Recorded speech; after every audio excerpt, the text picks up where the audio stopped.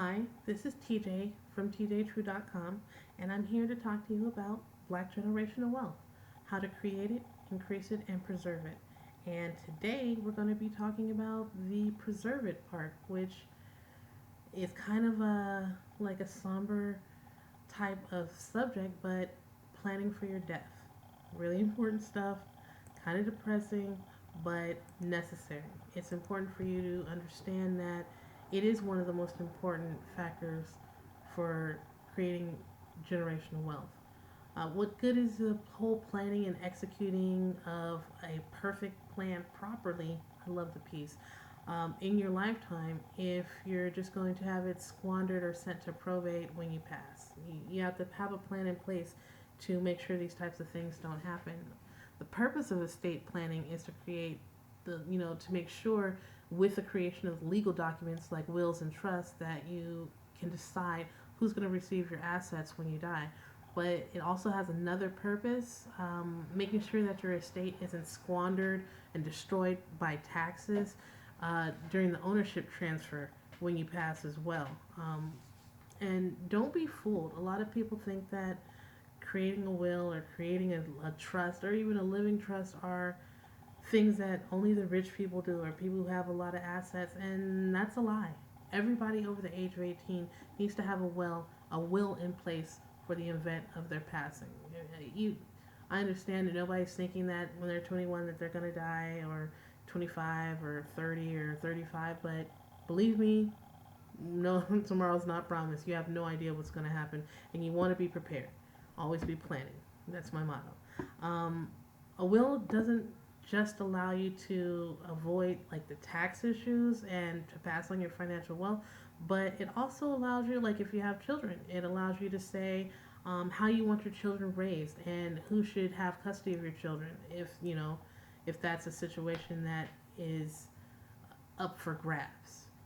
If you don't create a will, a state's going to decide the state's going to decide who your wealth goes to, and it's usually not what you want it to be. Like, yes, your spouse and your children and things of that nature, but the way they divvy it up might not be what you wanted. And in addition to that, you're like the friends and your favorite niece or nephew or your favorite cousin or your uncle or whoever it is that you would normally have passed this on to or that on to, or your favorite charity.